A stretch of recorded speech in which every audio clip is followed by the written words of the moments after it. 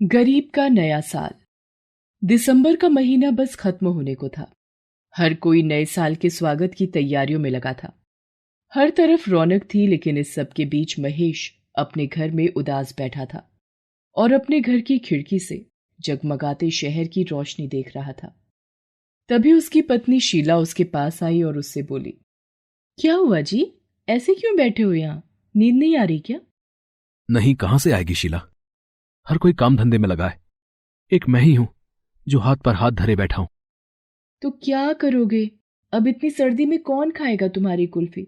आप चिंता मत करो, कुछ ही महीनों की तो बात है, फिर गर्मियां आ जाएंगी और फिर चल पड़ेगा काम। हाँ शीला, लेकिन तब तक हम कंगाल हो जाएंगे। इस बार जितने पैसे जोड़े थे सब खर्च हो गए। बच्चों को स्कूल जो भेजना शुरू कर दिया, लेकिन अब अगले महीने स्कूल की फीस कहां से जमा करूंगा, समझ में नहीं आ रहा है। ये तो सच में चिंता की बात है जी। सुनो, वो पास में जो बड़ी सोसाइटी है ना, अपनी पड़ोसन शांति जाती है वहां कुछ घरों में काम करने। मैं कल ही उससे बात करती हूँ। नहीं नहीं, तुम्हारी हालत वैसे भी ठीक नहीं है। तुम घर और बच्चों को संभालो, मैं देखता हूं कुछ। महेश पूरी गर्मी कुल्फी का ठेला लगाता था। उसकी कुल्फी के सब दीवाने थे। गर्मी भर उसकी अच्छी कमाई होती थी, लेकिन सर्दी का मौसम शुरू होते ही उसका काम ठप पड़ जाता था। महेश और शीला जब तक अकेले थे तब तक तो किसी तरह महेश ने संभाल लिया, लेकिन अब उस पर 2 बच्चों की भी जिम्मेदारी थी। शीला ज्यादातर बीमार रहती थी, इसलिए महेश को उससे काम करवाना ठीक नहीं लगा। अगले दिन वो खुद ही काम की तलाश में घर से निकल गया। एक बड़ी सोसाइटी के गेट के पास पहुंचकर उसके सिक्योरिटी गार्ड से कहा, साहब, गरीब आदमी हूं, कोई काम मिलेगा क्या यहां? यहां कोई काम वाम नहीं है, चलो जाओ यहां से, रास्ता छोड़ो। उस सिक्योरिटी गार्ड के रूखे बर्ताव से महेश का हौसला टूट गया।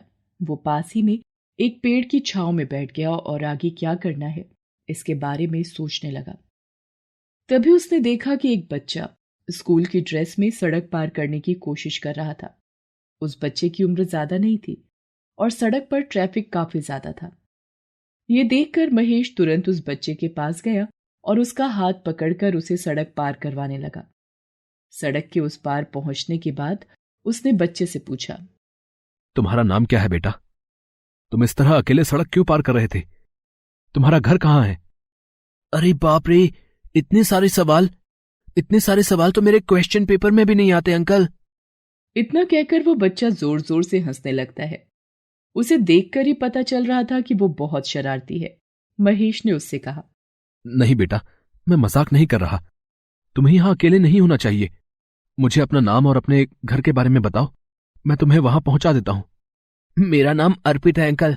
मेरी स्कूल बस यहां रुकी थी तो मैं वो सामने वाली शॉप से कलर्ड पेपर लेने के लिए उतर गया, लेकिन मैं जब तक वापस आया बस तो यहां थी ही नहीं।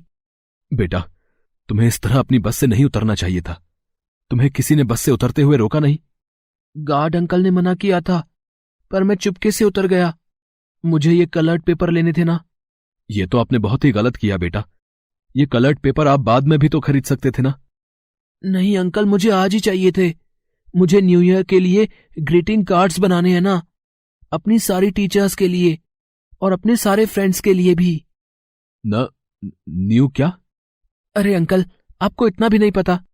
न्यू ईयर मतलब नया साल। जब नया साल शुरू होता है तो सब एक दूसरे को ग्रीटिंग कार्ड्स देते हैं और हैप्पी न्यू ईयर विश करते हैं। अच्छा, और ऐसा करने से क्या होता है? नया साल सबके लिए हैप्पी हैप्पी हो जाता है, मतलब अच्छा अच्छा हो जाता है। लेकिन बेटा, तुमने जो गलती की है ना, उसकी वजह से तुम्हारा नया साल बुरा साल बन सकता था। क्या मतलब? बेटा सोचो, आप यहां बिल्कुल अकेले हो। अगर कोई बुरा आदमी आपको अपने साथ जबरदस्ती ले जाए तो आप मेरे साथ ऐसा करने वाले हो क्या? नहीं नहीं बेटा, तुम डरो मत। मैं वो बुरा आदमी नहीं हूं। आप मुझे अपने घर के बारे में बताओ, मैं आपको आपके घर छोड़कर आता हूं। मेरा घर साई इनक्लेव में है और मेरे पापा का नाम सुरेंद्र श्रीवास्तव है। अच्छा, आपको उनका फोन नंबर याद है क्या? नहीं अंकल, मुझे उनका नंबर याद नहीं है। अच्छा चलो, कोई बात नहीं, मैं फिर भी तुम्हें तुम्हारे घर तक पहुंचा कर ही रहूंगा। चलो मेरे साथ। अर्पित का हाथ पकड़कर महेश उसके साथ चल देता है। अपनी परेशानियों के बारे में तो अब वो बिल्कुल भूल ही गया था। फिलहाल उसे किसी भी सूरत में अर्पित को उसके घर पहुंचाना था। उसने आसपास मौजूद लोगों से अर्पित की सोसाइटी के बारे में पूछा। वो सोसाइटी वहां से थोड़ी ही दूरी पर थी। महेश लोगों के बताए रास्ते के हिसाब से चलता रहा। तभी अर्पित ने उससे पूछा, अंकल वैसे आप कौन हैं और आप क्या करते हैं? मेरा नाम महेश है बेटा, और मैं कुल्फी बेचता हूं। अरे वाह, कुल्फी मतलब वो दूध वाली आइसक्रीम ना, मुझे वो बहुत ही पसंद है। लेकिन मम्मा मुझे सर्दियों में खाने नहीं देती, कहती हैं गला खराब हो जाएगा। हाँ बेटा, सर्दियों में कोई नहीं खरीदता मेरी कुल्फी। लेकिन पूरी सर्दियों में मम्मा मुझे मेरा फेवरेट टोमेटो सूप बनाकर पिलाती हैं, मुझे बहुत पसंद है वो। आपने पिया है कभी? नहीं बेटा, मैंने कभी नहीं पिया। अच्छा, तो आप मेरे घर तो चल ही रहे हो, मैं अपनी मम्मा से बोलकर आपके लिए बनवाऊंगा, फिर आप बताना कैसा लगा। बातों बातों में दोनों कब अर्पित की सोसाइटी तक पहुंच गए उन्हें पता ही नहीं चला। सोसाइटी के गेट पर अर्पित की स्कूल बस खड़ी थी। पास ही में अर्पित के पिता बस के ड्राइवर और गार्ड पर गुस्सा कर रहे थे। साथ ही अर्पित की मां रोई जा रही थी।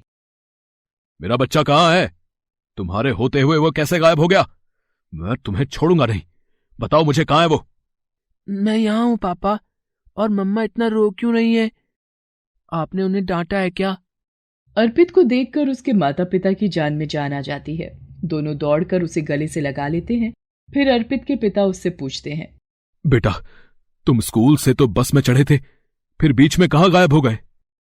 सॉरी पापा, वो जब सोमेश को उसके घर पर उतारने के लिए बस रोकी तो मैं भी पीछे वाले गेट से चुपचाप उतर गया। मुझे रोड के दूसरी तरफ वाली शॉप से ये पेपर लेने थे। मुझे पता है पापा, मैंने बहुत बड़ी गलती की है, मुझे महेश अंकल ने समझा दिया है। तब जाकर अर्पित के माता पिता का ध्यान महेश की तरफ जाता है जो पास ही खड़ा था। महेश को वो दोनों शक की नजर से देखने लगते हैं, लेकिन अर्पित के पिता उससे कुछ कहते उससे पहले ही अर्पित बोल उठा, पापा ये है महेश अंकल, इन्होंने ही मुझे रोड क्रॉस करवाई और मुझे यहाँ तक ले आए। अर्पित की बात सुनकर उसके माता पिता का नजरिया एकदम से बदल गया। अर्पित के पिता ने महेश के सामने हाथ जोड़ लिए और कहा, मैं आपको जितना भी शुक्रिया कहूं वो कम ही होगा। आप नहीं जानते, हमारे बच्चे को हम तक पहुंचाकर आपने कितना बड़ा उपकार किया है। मैं अगर कभी भी आपकी कोई मदद कर सकूं तो ये मेरी खुशनसीबी होगी। अरे नहीं नहीं, ऐसा मत कहिए। मेरे भी 2 बच्चे हैं, उन्हें देखे बिना मेरा दिन शुरू नहीं होता। और वैसे भी आपका बच्चा बहुत प्यारा है, इससे मिलकर मुझे बहुत अच्छा लगा। अच्छा तो अर्पित बेटा, अब मैं चलता हूं, फिर कभी अपनी स्कूल बस से बिना बताए नहीं उतरना, ठीक है? हाँ अंकल, मैं कभी ऐसा नहीं करूंगा। लेकिन आप ऐसे कैसे जा सकते हो? मैंने आपको प्रॉमिस किया था कि अपनी मम्मी के हाथों का बना टमाटो सूप पिलाऊंगा।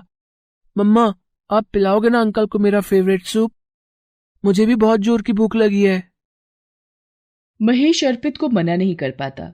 वो उसके साथ उसके घर जाता है। अर्पित की माँ उसका फेवरेट टमाटो सूप बनाकर लाती है। अर्पित महेश के साथ बैठकर उसे पीता है। क्यों अंकल, है ना सुपर टेस्टी? क्या बोलते हो?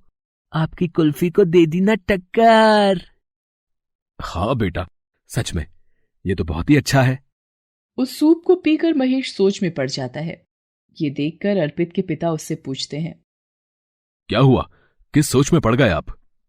भाई साहब, अगर आप बुरा ना माने तो क्या मैं ये सूप बनाना सीख सकता हूं क्या? आप इस सूप को बनाकर क्या करेंगे? आपको जब भी पीने का मन करे आप यहां हमारे घर आ जाइएगा। नहीं भाई साहब, बात वो नहीं है। दरअसल मैं इस सूप को बनाकर इसे बेचना चाहता हूं। गर्मियों भर तो मेरी कुल्फियां खूब बिकती हैं, लेकिन सर्दियों में मेरे पास कोई काम नहीं होता। तो मैं सोच रहा था कि इस नए साल पर यह नया काम शुरू करता हूं। हो सकता है मेरा नया साल भी हैप्पी हैप्पी हो जाए। क्यों अर्पित बेटा, सही कहा ना मैंने? बिल्कुल सही कहा अंकल। गर्मियों में कुल्फी और सर्दियों में सूप। न्यू ईयर क्या, अब तो पूरा साल हैप्पी हैप्पी होगा। अर्पित की बात पर सभी हंसने लगते हैं। अर्पित की मां महेश और शीला को सूप बनाना सिखाती है। नए साल के मौके पर महेश नया काम शुरू करता है। उसकी कुल्फियों की तरह उसका सूप भी लोगों को बहुत पसंद आता है। अब महेश को कोई चिंता नहीं थी, क्योंकि नया साल वाकई उसके लिए नई उम्मीद लेकर जो आया था